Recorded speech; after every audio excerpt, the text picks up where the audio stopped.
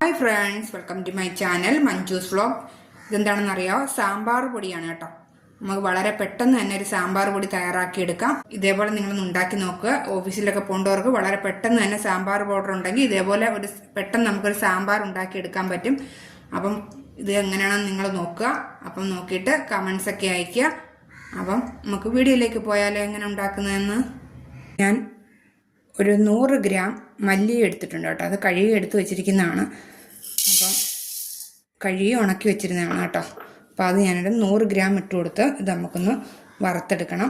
അതിൻ്റെ കൂടെ ഞാനൊരു 15 വറ്റൽമുളക് കൂടി ഇട്ട് കൊടുക്കുകയാണ് കേട്ടോ. അത് ഇട്ട് കൊടുത്തു. അതിൻ്റെ കൂടെ കുറച്ച് കറിവേപ്പിലയും കൂടെ. അപ്പോൾ ആദ്യം നമുക്ക് ഇത് മൂന്നൂടെ ഒന്ന് വറുത്തെടുക്കാം. അപ്പം ഞാൻ വറുത്തെടുത്തിട്ടുണ്ട്. നമുക്കിതൊരു പാത്രത്തിലേക്ക് മാറ്റാം.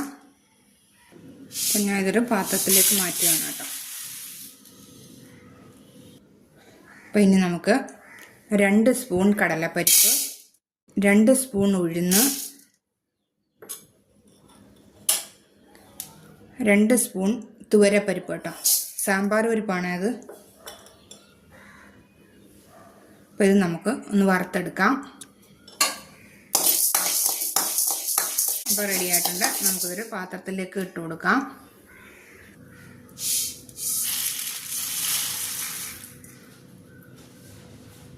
അപ്പോൾ അതും വറുത്ത് പാത്രത്തിൽ ഇട്ടിട്ടുണ്ട്.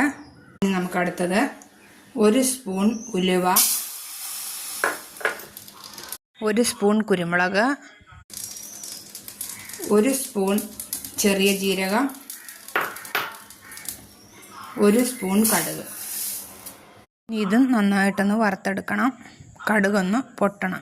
അതാണ് അതിൻ്റെ കറക്റ്റ് പരുവം കേട്ടോ. ഇപ്പോൾ റെഡി ആയിട്ടുണ്ട്. നമുക്ക് വീണ്ടും അതേ പാത്രത്തിൽ തന്നെ ഇട്ട് കൊടുക്കാം. ഇപ്പോൾ റെഡി ആയിട്ടുണ്ട് കേട്ടോ.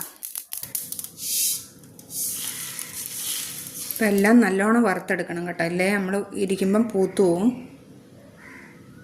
അപ്പം ഞാൻ 2 സ്പൂൺ മട്ടേരി ഇട്ട് കൊടുത്തിട്ടുണ്ട്. നിങ്ങൾക്ക് കായം വേണമെങ്കിൽ കായം കട്ട ഇട്ട് കൊടുത്ത് ഇതിനകത്തേക്ക് ഇട്ട് കൊടുത്തൊന്ന് വറുത്തെടുക്കാവുന്നതാണ്. അപ്പം ഞാനിവിടെ കായപ്പൊടിയാണ് കേട്ടോ ചേർക്കുന്നത്. അപ്പോൾ ഇത് നല്ലപോലെ നമുക്കൊന്ന് വറുത്തെടുക്കണം. അതുകൊണ്ടാണ് ഞാൻ പ്രത്യേകം അരി മാത്രം ഇട്ട് വറുത്തെടുക്കുന്നത്. അരി ഒന്ന് പൊട്ടണം. അരി ഒന്ന് റെഡിയായി കിട്ടാൻ കുറച്ച് സമയം പിടിക്കും കേട്ടോ. അപ്പോൾ ഇത് പൊട്ടി ഒന്ന് വൈറ്റ് കളറായി കിട്ടും. ഇതേപോലെ ഇരിക്കണം. അപ്പോൾ ഇനി നമുക്കൊരു അത് കറക്റ്റ് പരുവായിട്ടുണ്ട്. ഒരു പാത്രത്തിലേക്ക് മാറ്റാം.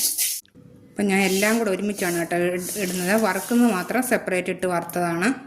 അപ്പം ഇനി ഇത് ചൂടാറിയതിന് ശേഷം നമുക്കിത് ഒന്ന് നല്ലതുപോലെ ഒന്ന് പൊടിച്ചെടുക്കണം. അതുവരെ നമുക്ക് വെയിറ്റ് ചെയ്യാം. ഇത് നല്ലതുപോലെ ഒന്ന് പരത്തിയിട്ട് കൊടുക്കണം. അപ്പം പെട്ടെന്ന് നമുക്ക് ഇത് ചൂടാറി കിട്ടും കേട്ടോ. ഇതിൻ്റെ ചൂടാറിയിട്ടുണ്ട്. അപ്പോൾ നമുക്കിനി പൊടിച്ചെടുക്കാം കേട്ടോ. അതിന് വേണ്ടിയിട്ട് ഞാനൊരു മിക്സിയുടെ ജാർ എടുത്തിട്ടുണ്ട്. അതിലേക്ക് ഇതെല്ലാം കൂടി ഇട്ട് കൊടുക്കാം.